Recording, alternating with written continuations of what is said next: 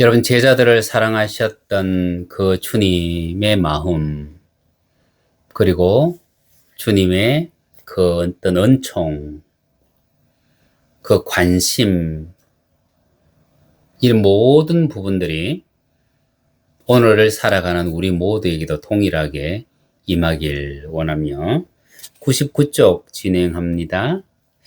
예수님은 가이사랴 빌립보에서 사람들이 자신을 누구라 하는지 제자들에게 딱 물었습니다. 제자들이 말합니다.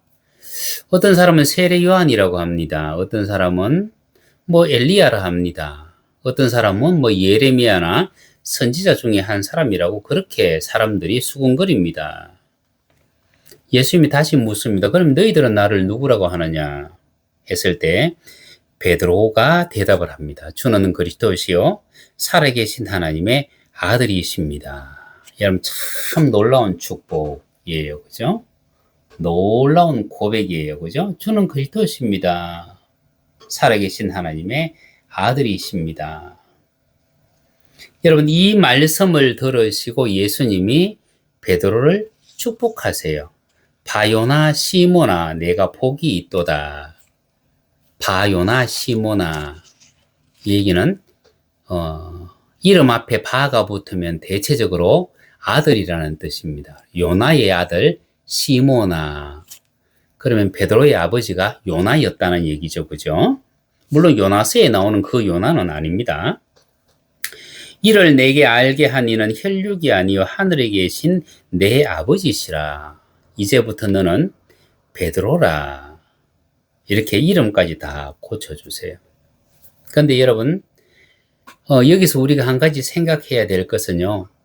우리가 주님께 대하여 배워서 고백하는 그것은 사실 우리 내면에 굉장히 어떤 획기적인 변화는 가져오지 않습니다. 여러분, 베드로가 이렇게 말을 했지만 바로 그 다음에 들어가면 예수님으로부터 책망을 받잖아. 그죠? 예수님께서 나사로가 죽었다는 소식을 듣고 나사로의 집으로 갔습니다. 요한복음 11장에 나오는 말씀인데, 자, 나사로가 있는 곳으로 갔을 때에 나사로는 이미 죽은 지 나흘이나 되었습니다. 주님이 가까이 온다는 얘기를 듣고 마르다가 뛰쳐나와요.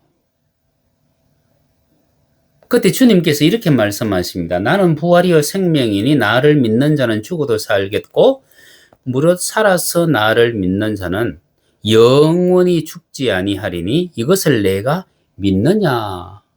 여러분, 우리 같으면요, 예, 믿습니다 하면 끝나요. 그런데 마르다는요, 그게 더 보태요.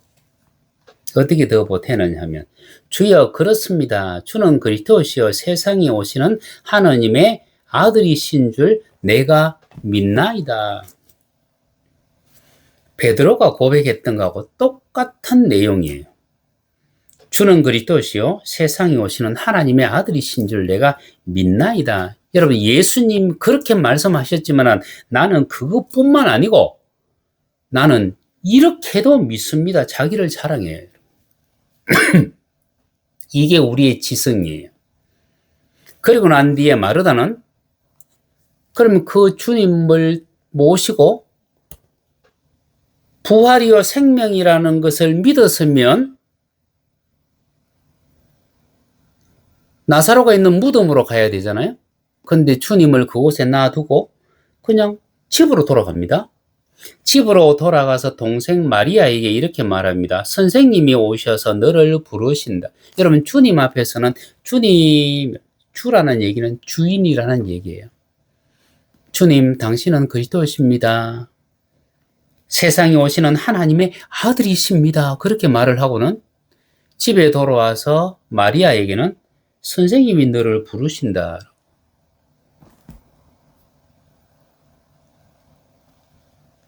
여러분, 이게 우리의 지성이에요. 여러분. 선생님이라고 말을 돌려버리잖아요.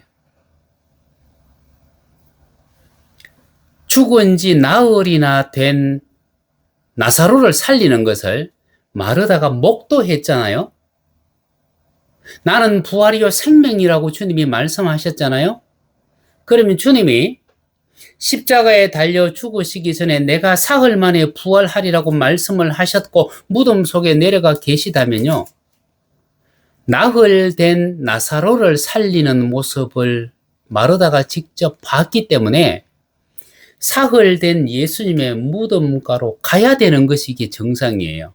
그런데 마르다는 예수님을 무엇으로 알았다고요? 지성으로 알았다. 선생님이라고 부르는 것을 보니까. 근데 이 마르다의 동생 마리아는 주님의 무덤으로 가잖아요. 그 새벽에. 아, 나흘이나 되어서 냄새가 나는 오라비를 살리신 분이신데 본인이 사흘 만에 살아나리라고 말씀하셨으니 살아나실 거야. 가잖아요, 여러분. 이게 믿음이라는 얘기죠. 여러분, 믿음은 우리의 이성적인 모든 판단을 다 뛰어넘습니다. 그런데 여기서 걸리는 것이 뭐냐면 베드로가 걸렸다는 얘기죠. 예수님이 당신이 예루살렘에서 당하실 고난과 죽으심과 부활을 말씀하셨을 때 베드로는 어떻게 말을 합니까? 주님, 그리하지 마십시오. 그런 일은 결코 없을 것입니다. 자신이 결정해버려요. 하나님이 그렇게 예정하셨고 예수님이 그렇게 말씀하셨는데 베드로는 뭐냐 하면 그런 일은 결코 있을 수 없을 것입니다. 여러분, 주님이 그렇게 말씀하셨는데 만약에 베드로가 하나님 앞에 하나님, 예수님이 이렇게 말씀하셨는데 이런 일이 결코 일어나지 않게 해 주옵소서 때를 서면서 기도했다면 베드로는 어떻게 되었을까요? 베드로는 버림받았을 거예요. 여러분, 우리의 생각은 하나님의 생각과 늘 충돌한다고 말씀드렸습니다. 어제 시간에 제가 빌립보 교회에 대해서 말씀하면서 뭐라고 얘기했습니까? 다 자기의 일을 구하고 그리스도 예수의 일을 구하지 아니하되 자기의 뜻을 하나님 앞에 주장하면서 주님, 지금 당신이 얘기하는 그런 일은 결코 있을 수 없습니다.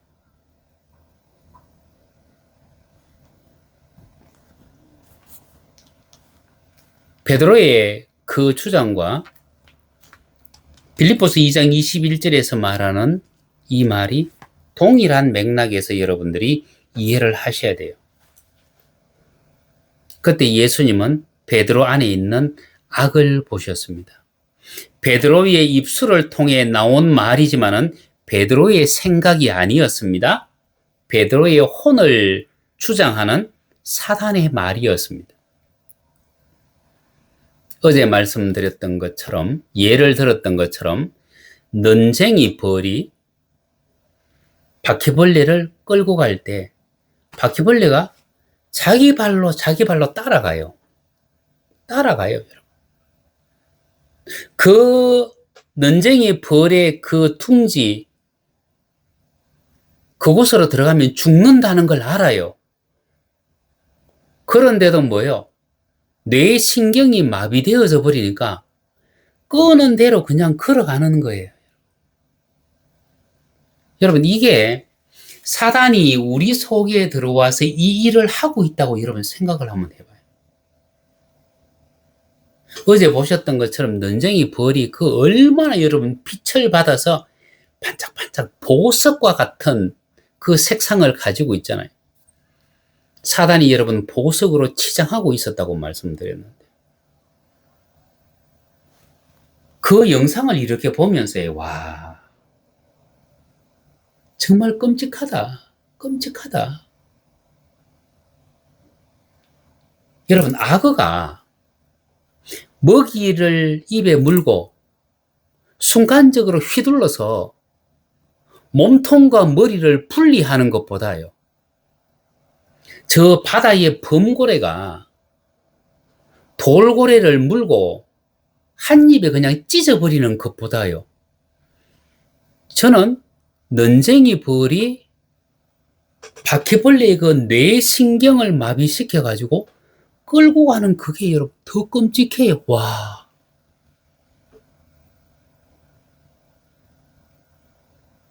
여러분 사단이 우리에게서 그 일을 하고 있었다고 생각을 하면요. 우리는 뭐요?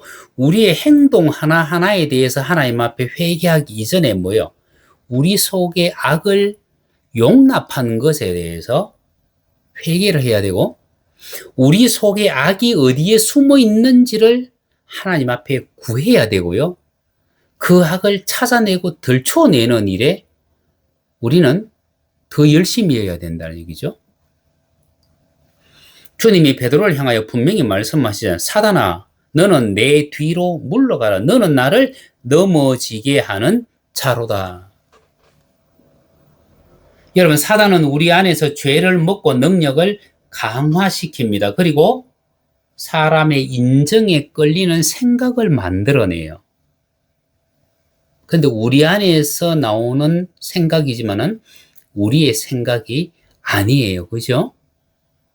바퀴벌레가 넌쟁이 벌의 칩으로 들어가지만은 자기 생각이 아니에요. 그죠? 무의식 중에 아무것도 할 수 없는, 판단할 수 없는 상태에서 그냥 끌려가는 거예요. 우리의 혼을 쥐고 있는 사단은 바로 그처럼 우리에게서 행한다 이거예요.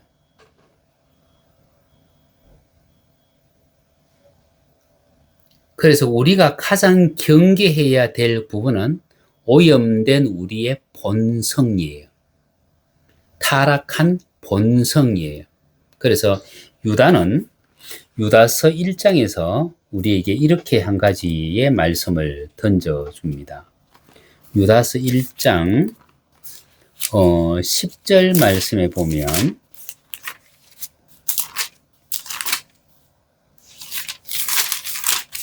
요한계시록 바로 앞에 있죠. 본능으로 아는 그것으로 멸망하느니라. 이성 없는 짐승같이 본능으로 아는 그것으로 멸망. 여기서 본능이라고 얘기했는데 이 본능도 제가 찾아보니까 혼 프시케로 되어 있어요.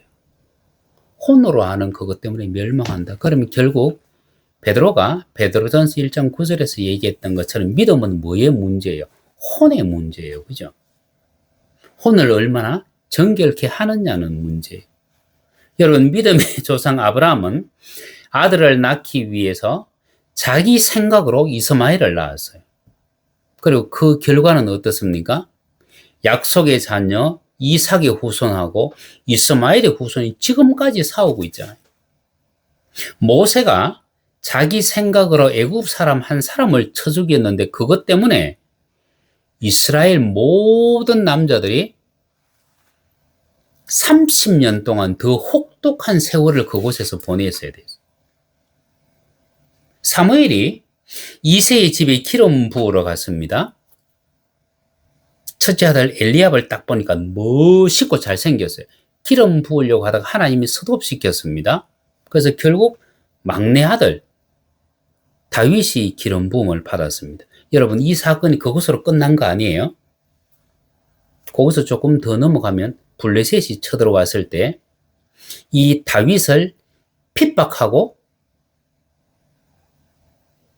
다윗을 깔아뭉갠 사람이 누구예요? 형 엘리압이에요. 왜? 기름 부음을 뺏겼다고 생각했기 때문에. 여러분, 사무엘과 같은 선지자도 자기 생각이라는 것에 잡히면 실수할 수 있는 거예요. 그래서 하나님의 일은 매 순간 하나님 앞에 물어봐야 된다. 그래서 우리는 항상 우리 생각을 살필 줄 알아야 되고 말씀으로 살피고 또 성령께서 조명해 주시기를 기도해야 돼요. 하나님, 내가 오늘 하나님의 말씀 어디를 전할까요?